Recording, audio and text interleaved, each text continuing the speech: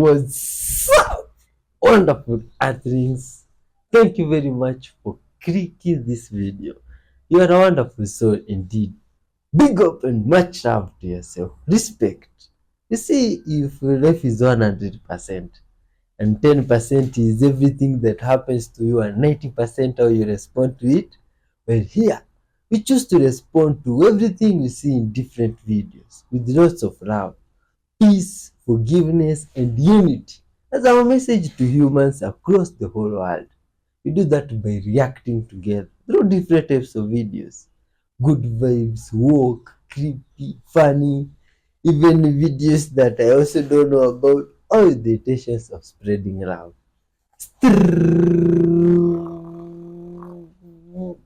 Right out of Africa with good vibes, lots of good vibes. Let me put mic down, of course. This is good. I mean, lots of good vibes. And kindly tell us where you're watching from. Hit the like button and grab some snacks also, because it gets interesting every bit, man. Let's dive in. Ah. Oh, look at this. Oh, what is this, man? Looks like some egg that can do magic. Oh my god. This is creepy. Yeah. This is miraculous. It turns out it's a water spider. Oh my god. Look at this. And in some place, some strange lightning strike was caught on camera. Who are these guys that usually catch this strange stuff? You see? Anyway, it's interesting. Let's look at it and please leave your thoughts if you think this is real. See? Looks like some portal into another dimension or something like that. Do you think it's that or this is CGI or some movie stuff? Please leave your thoughts, man. This is creepy. Look at this, and it looks like some guy there had parked his two-wheeled car on the road, and some guy with his six-wheeled car came and told the other guy, "You should remove your car from the road." What happened? And when that good vibes guy moved with his car with many wheels, and then it was just good vibes. And this guy was wondering, you mean this? Look at this. Oh my god. What has just happened to that guy? Good people of earth, please be loving to one another. Respect everybody. Treat them with kindness and peace and good vibes. You see? Like this guy came across somebody's home. Chosen? Well, God chose them. That's how. So let's talk about that. If God stretched God's hand forth from heaven and chose them or wrote them personally, which Bible are we talking about? There are 310 million Orthodox whose Bibles are 79 books, 52 Old Testament books, 27 New Testament books. There are 1.4 billion Catholics in the world who have 73 books in their Bible, 46 in the Old Testament, 27 New Testament. There's 51 million in the Ethiopian Orthodox faith, which recognizes 81 books, 54 Old Testament, 27 New Testament. And there's 900 million Protestants with 39 Old Testament and 27 New Testament in their Bible. So which faith tradition did God choose the books for? Let me be upfront, and I say this with all due respect. What's considered divinely inspired completely depends upon the faith tradition that you ascribe to. But history shows us how the books of the Bible were chosen. Let's start with how the New Testament books were chosen, because the Old Testament is a bit more complex. But since the New Testament is the same in all these traditions, it's easier to start there. Let's address a big conspiracy theory right out of the gate. Some say Constantine chose the books of the Bible at the Council of Nicaea. But this crap conspiracy, it's been around for a long time, and we can thank the Da Vinci Code for this conspiracy theory's modern resuscitation. But that book ripped off 1982's Holy Blood, Holy Grail, which was long on conspiracy theory and very short on evidence. And then there's Voltaire, who in the 18th century popularized a legend that the Bible was canonized in Nicaea by the bishops, placing all the known books on a table, saying a prayer, and saying which illegitimate texts fell to the floor. And none of that is close to being true. The actual process of selecting the New Testament's books took centuries. And there are letters that have survived from the early church fathers that prove this. It's a fact. It's not an opinion. It's a fact. And during the late 1st through 4th centuries, church fathers, they started debating which of the many books and gospels floating around were legit and which were spurious. And the use of the word books is wonky here because what we call books were collections of letters and scrolls, parchments, yada yada, and they were assembled in codices. And the earliest fragments of these writings come from the early 2nd century, but late 1st century church fathers were writing about them. So we know a lot of them were around in some form late 1st, early 2nd century. And over time, books that were deemed authoritative by numerous individual church communities that used them came to be included in lists of accepted books. And early church fathers, when faced with something that didn't match up to what they had been taught from those that preceded them, they dropped that heresy bomb and toss them. Interesting note, the first known attempt at a canonical New Testament was the Marcionite canon around 144 AD, which was considered heretical. And I have a video about that, so look it up, because Marcion had some really interesting ideas. And supposedly in 170 AD, the Muratorian canon was produced, which was an early accepted list as well. But in the early 3rd century, Origen had his list of preferred New Testament books, about 21 of them. And then there's Eusebius, who, writing in the early 300s, provided an early list of which books were considered legit and which were borderline fugazi. And what's neat about Eusebius is that he broke his list into 4 categories: recognized, disputed, spurious, and heretical. Among the recognized were the 4 Gospels, Matthew, Mark, Luke, and John, Acts, and Paul's epistles. Under disputed, Eusebius included James and Jude, 2 Peter, 2 John, and 3 John. And downright spurious and heretical, books like Thomas and Barnabas. But the earliest version of the eventual consensus New Testament canon didn't come until 367, when Bishop Athanasius of Alexandria, in his annual Easter letter, composed a list that's still recognized today as the canon of 27 books. Now, Athanasius is very interesting as well, but that's another video for another time. Let's just say he was one heck of a politician in a bishop's robe. And in 393 at the Synod of Hippo was the first time a council of bishops listed and approved a New Testament canon, which was similar to the modern Catholic one. But the debate over what was canonical and what wasn't didn't stop there. It went on for a long time, into the 16th century even, when the reformer Martin Luther, the father of the Protestant Reformation, published his version of the Bible, and he moved the books of what he called the Apocrypha to a separate intertestamental section, and moved 4 books in the New Testament, James, Hebrews, Jude, and Revelation, to the back of the Bible because he thought that they were questionable. And later, Luther's, Tyndale's, the Geneva and the Bishop's Bible, and a couple of others, they would go on to form the basis of the King James Version as the KJV, that, according to the very editors of the KJV in its original 1611 preface, was to never set out to make a totally new, awesome, fantabulous, number one forever translation, but to make out of many good translations one principal, standardized one at the time. So why did some books make the canonical cut and others didn't? Overall, there were 3 criteria used by church authorities. The first was authorship, whether it was believed to have been written by an apostle, by Paul, or more importantly, someone close to them. Mark, for example, wasn't an apostle, but was believed to be an interpreter for Peter. We know Paul didn't write all the letters attributed to him, so it's believed that they were written by folks signing his authority, etc. Same thing with Peter, yada yada. The second criterion was antiquity, with older texts taking priority over the newer ones. And the third was orthodoxy, or how well the text conformed to current church teachings. And that last one's a biggie because current church teaching changed a lot over the first few centuries. And we must understand that in those first few centuries, well before the establishment of the official Catholic Church and all that stuff, Christianity, it had changed a lot. I mean, look at how much it's changed over the last 200 years, am I right? But during those first pivotal centuries, there wasn't an overarching organization pulling strings. In these first 300 years, these churches were literally fighting for their day-to-day survival and debating which books would be the guideposts of their faith. As Christians, we like to imagine that God came down with his mighty hand and said, "These are the books of the New Testament." But that's not how it worked at all.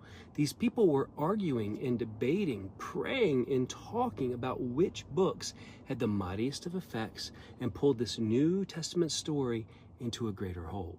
The Bible is a collection of people's understanding of holy and divine experiences of of God. It's a multi-vocal collection of books of many different cultures and different times, with its stories written over a period of 1,000 years. It's complex, layered, nuanced, and because of that, it's holy ground. It's where we come together, take off our sandals, and learn from others' experiences of God.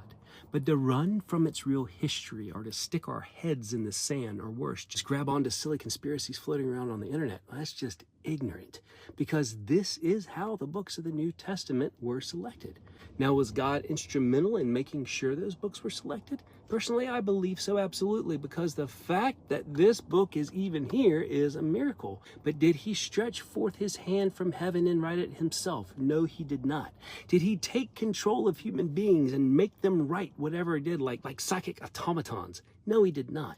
But that doesn't mean that it's not inspired or God breathed, as the meaning of divine inspiration and God breathed is so much greater than what we've been told. And this stuff is important for Christians to know, period, because people perish for lack of knowledge.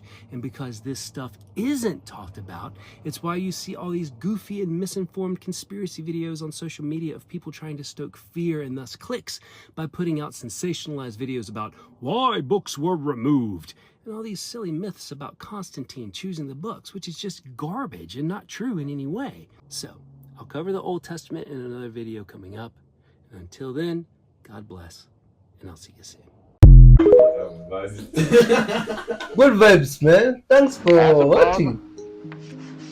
so below, as within, so without. That's a law of correspondence. It is not Solomon's, David's, Billy, or whoever. Of correspondence, the law of correspondence. As above, so below. Whatever is going on in your head is going on in your body. Whatever is going on inside your body is going on outside in your life. That's the way it's immediately relevant. Then it gets to be whatever is going on in the heavens is going on the earth. Whatever is going on the inside of the heavens is going on the inside of you in your spiritual, astral, invisible body. You keep that universal principle as you look at things moving in your world to comprehend why, how, because the law of correspondence keeps working. Ah, good vibes, man. What is good? Oh, I see an elephant. You see, when you see an elephant, this is good vibes. An elephant destroys a tripod worth 8,000. Huh? Oh my God. Is that too much for an elephant to destroy? Oh, I don't think so. You see, these animals are full of good vibes. You see, and when we just spread love to them, they can do the great things to us that are more than that money. You see. It's not about even the money, you good people of earth. You see, these animals are full of love and good vibes. Probably they stepped on that and maybe was a sign from their creator that maybe those things were not supposed to be there at the moment. They should just have enjoyed the moment of having closure with that animal, you see, and sharing good vibes. What do you think? Good vibes, man. Elephants use their ear to regulate body temperature. This is very true. I agree. What you're looking at there? Supposedly, that is the planet Mars. And what I'm going to do in this video is give you the skill to pull out that hard Jenga piece as it's starting to wobble pretty good. So eventually that whole thing is going to crumble and you're going to have a whole new view of what this world you live in is. The Hubble Space Telescope just captured this new image of Mars in May 2016 as Earth and Mars approach opposition, when both planets are on the same side of the sun. So again, this is what NASA, this is what the education school books in the public indoctrination systems, even into college, is telling you that Mars looks like.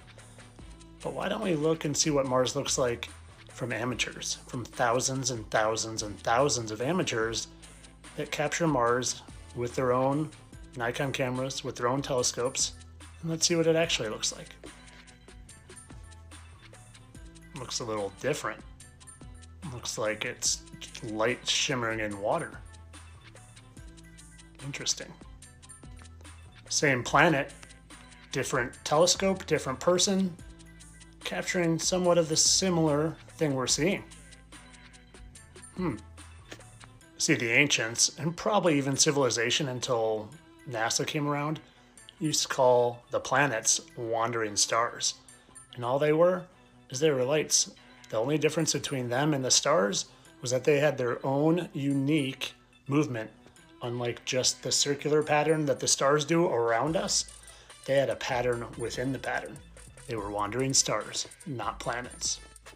You see, we are taught from a very young age, very young, when we're still in the crib and a solar system is dangling over us, that we live in a solar system and there are other planets in our solar system. None of that is true. We live in a realm, an enclosed realm, and all we're seeing is lights in the sky, stars. There's no such thing as planets that have terrain that you can go land a rover on like Mars. Mars is the light that I just showed you, and it's nothing like they project or tell us in the news, in the school books, in the media. It's simply not. Not only are they not terrain balls millions of miles away, but there's something entirely different. If you know me, you know I'm gonna find dogs. This is literally those videos of Mars. Dogs. So you know I find dogs in everything, but especially the stars. Here's one. This is from that Mars video. Here's its mouth is open, tongue, nose, eye, and eye. So its head is right here. There's another one right above it with its nose here, and an eye, and an eye. And I want to show you a few more, and then when it's really going to get weird is I'm going to show you the pictures of dogs in Mars of their fake CGI. Just let you know, even you truthers out there, you think you know what's going on.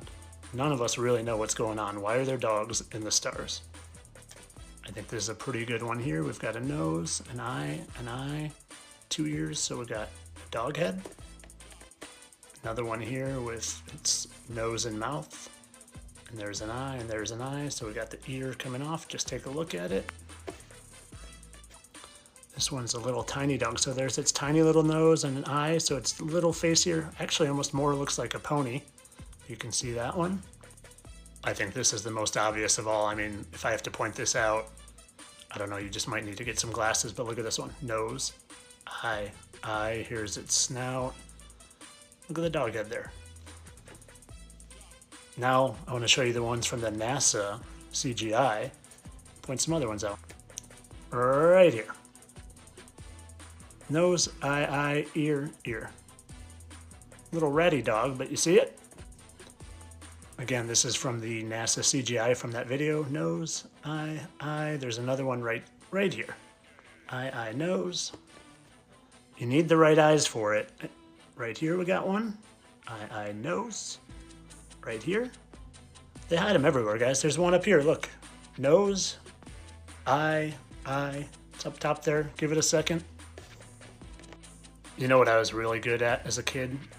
These. Do you remember these back in the 90s? You cross your eyes and refocus and you can see something. I'm going to give you a minute to see if you can find it.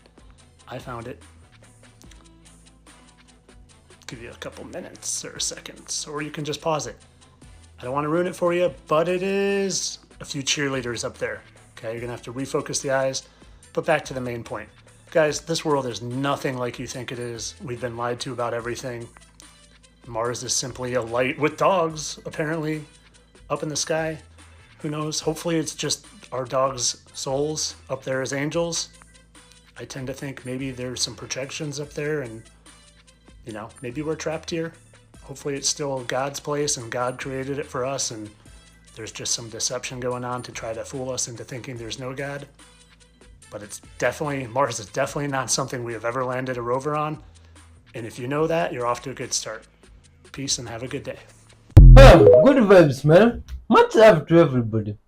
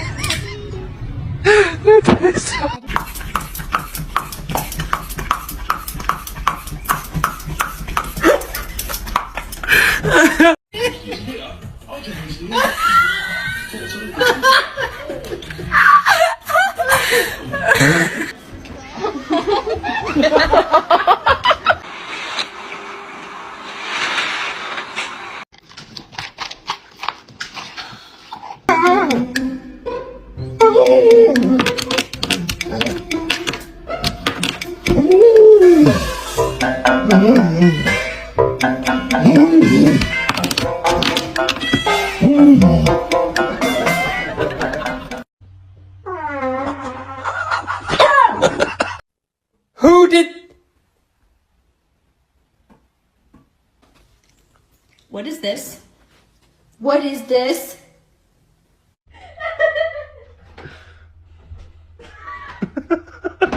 High five. Two songs. High five. High five. Two songs.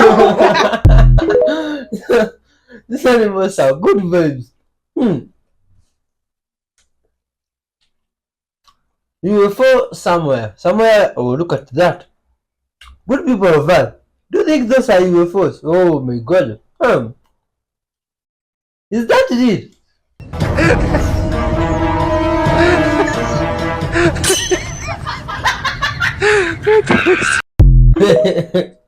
Stick around if you want me to blow your mind. Hue, man. Hue means an attribute of a color. Color is light.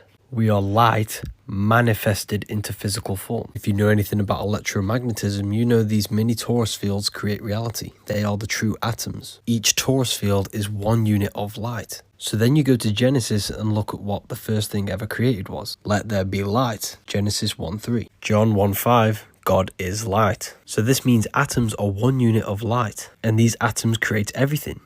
This means everything is God. You are God, and everything you see around you is God. We live inside of the mind of God. So God, Allah, and Elohim all add up to 26 or 62. Add that together, that is 8. Symbol for the 8 comes from the torus field. Everything is infinite, everything is light, and everything is God. There is no God outside of you. We need to stop worshipping these false humanistic gods within religion, and we all need to manifest the God mind, because we are all God. And this is why the Bible says, ye are gods, you are all sons of the Most High. We are microcosms of the macrocosm. Oh, good vibes, man. Much love to everybody. Look at this, What's going on here? Oh, looks like some stone doors. Who made this? Do you think he is the early stone man or from Stone Age? Look at these ones. Oh my god. Are those fairies or something like that? Oh my god. Good people of Earth. You see, after watching this video, sometimes I think it's like there's some stuff that goes on Earth that we don't know about. You see? That's why we are saying people should be honest with one another. And care for your neighbors you do for yourself. You see? That way you wouldn't want your neighbor to be misled by giving out false information. You see?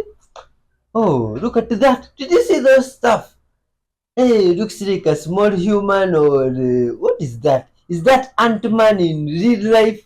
Oh my god, this is crazy. Good people. Oh, look at that. Oh my god. You mean these people even know how to make doors? This is really creepy, man. Oh my god. What goes on there? You see? Look at this. How is that even possible? Now this is something that dazzles my mind. Look at this, and some good vibes guy here was walking across or taking a ride, and he saw some animal, decided to give them steak. I said, now this is good vibes. This is very, very good vibes. This is a wonderful good vibes person. You see, good people of Earth.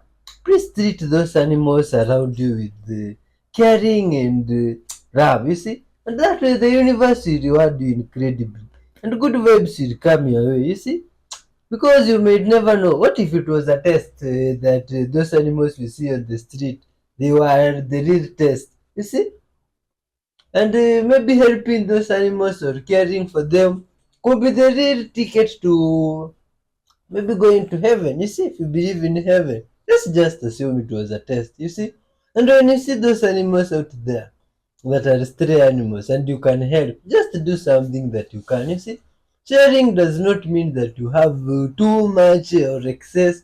It just means extending what you have, and God will bless you. Like hitting the super thanks there, grabbing some merchandise. Good vibes, man.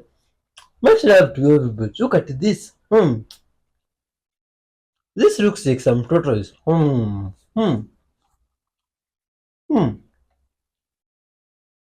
And some guy took it, and why is he taking it? The next spring tide is not for the weak. Oh, let's see. Oh, this guy will die if he does not get water. It's the hot sun. Oh, yeah. You see? And this good vibes guy takes this guy somewhere where he can get the conditions that he need. You see? The water to survive, and this is good vibes. This is nice, man. You see, this guy will be rewarded by the universe. And God will bless this guy. Because this is nice, man. This is lovely. You see the joy that this animal felt?